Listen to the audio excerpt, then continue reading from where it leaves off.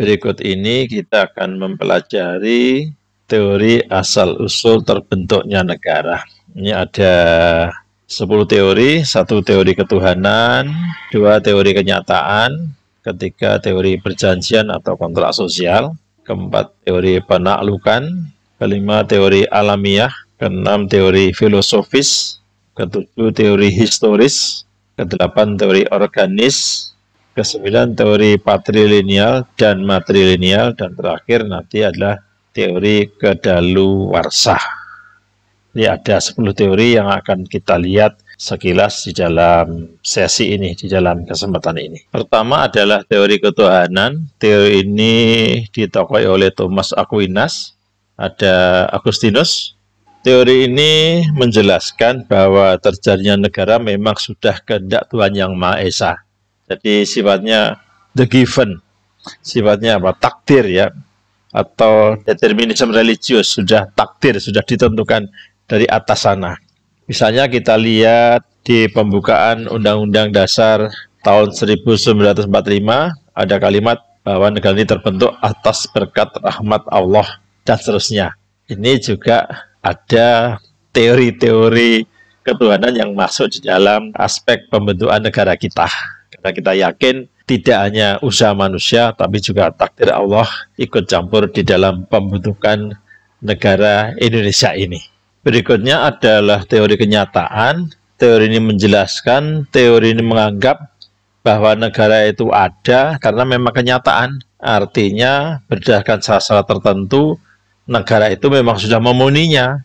Ya, ada pemerintah yang berdaulat, ada wilayah atau daerah yang ditempati, ada penduduk yang menempati, dan demikian juga ada pengakuan baik dari dalam maupun dari luar, sehingga secara realitas, secara kenyataan memang sudah memenuhi menjadi sebuah negara. Inilah anggapan teori realitas tentang asal-usul pembentukan negara. Berikutnya adalah teori pembentukan negara yang disampaikan oleh Rousseau, oleh Thomas Hobbes, oleh Montesquieu. Beliau menyebutkan ini adalah teori perjanjian sosial atau kontrak sosial atau jus kontrak sosial.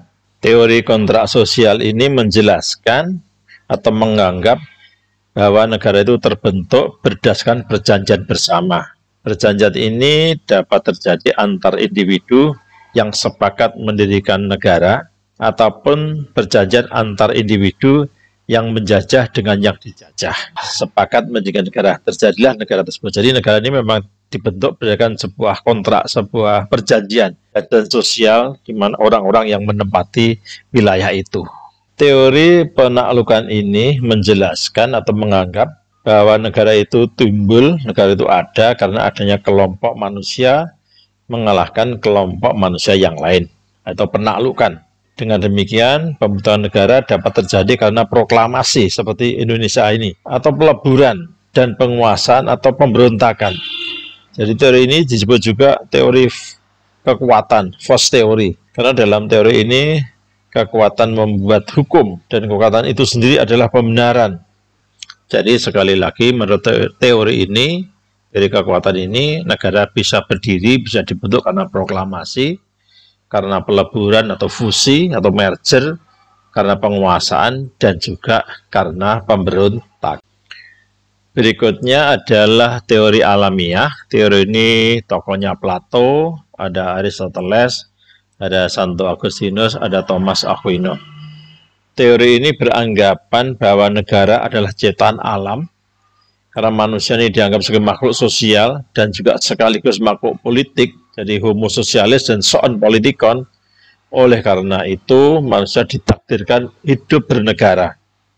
Jadi dalam situasi dan kondisi tempat yang ada, negara itu terbentuk dengan sendirinya, karena memang manusia selain makhluk sosial adalah makhluk politik, soon politikon. Berikutnya, teori filosofis. Teori ini disebut juga atau dikenal juga dengan teori idealistis, atau teori mutlak, atau teori metafisis. Teori ini bersifat filosofis karena merupakan renungan-renungan, merupakan gagasan-gagasan, merupakan ide-ide tentang negara dan bagaimana negara itu seharusnya ada. Jadi berupa angan-angan, pemikiran. Bersifat idealis karena merupakan pemikiran tentang negara sebagaimana negara itu seharusnya ada. Negara yang bersifat ide, yang bersifat mutlak, harus ada sebagai satu kesatuan yang mutlak harus ada. Bersifat metafisis karena adanya negara itu terlepas dari individu yang menjadi bagian dari negara itu. Individu yang menjadi bagian dari bangsa itu. Negara punya kemauan sendiri, negara punya kepentingan sendiri, negara punya moral sendiri yang bisa jadi berbeda dengan moral orang-orang yang ada di dalamnya. Berikutnya adalah teori historis. Teori ini menjelaskan, teori ini menganggap bahwa lembaga-lembaga sosial tidak dibuat, tetapi timbul secara evolusioner, secara pelan-pelan butuh waktu yang lama, sesuai dengan kebutuhan-kebutuhan manusia saat itu. Oleh karenanya, lembaga-lembaga sosial kenegaraan itu dipengaruhi oleh situasi dan kondisi lingkungan setempat, dipengaruhi oleh waktu, dipengaruhi tuntutan zaman, sehingga secara historis berkembang menjadi negara. Seperti yang kita lihat sekarang ini, tidak perlu dibentuk, dia ada dengan sendirinya, karena memang kebutuhan masyarakat, dia butuh negara. Ini yang dijelaskan, yang dianut oleh paham teori historis. Berikutnya adalah teori organis. Teori dia menganggap negara itu tak ubahnya seperti organ manusia, seperti tubuh manusia. Tubuh punya kepala, tubuh punya leher, tubuh punya tangan, tubuh punya kaki. Ya, negara pun seperti itu. Dia membayangkan negara itu seperti manusia. Jadi itu ya nggak bedanya. Negara itu seperti manusia. Pemerintah dianggap sebagai tulangnya yang menguatkan negara itu. Undang-undang dianggap sebagai sarafnya. Kepala negara sebagai kepalanya. Presiden menjadi kepalanya, raja menjadi kepalanya, masyarakat sebagai dagingnya. Dan itu bukan satu kesatuan yang utuh, yang tumbuh, berkembang, dan bisa juga nanti mati. Ya, nggak mungkin ada badan nggak punya tulang, nggak mungkin badan nggak punya daging. Ya, itu satu kesatuan, dan bisa lahir, bisa tumbuh, bisa berkembang pesat, dan akhirnya bisa juga mati. Kenyataannya memang ada negara yang hilang, dulu pernah ada, sekarang tidak ada. Berikutnya adalah teori patrilineal dan matrilineal. Kita ketahui bahwa organisasi terkecil yang ada di masyarakat itu namanya keluarga. Keluarga ya ada ayah, ada ibu, mungkin tambah lengkap lagi anak-anak. Kalau namanya marga, tentu gabungan dari keluarga-keluarga. Ada yang menganut garis keturunan patrilineal, garis keturunan ayah, misalkan di Batak. Ada juga yang menganut garis keturunan matrilineal, misalkan di Minangkabau.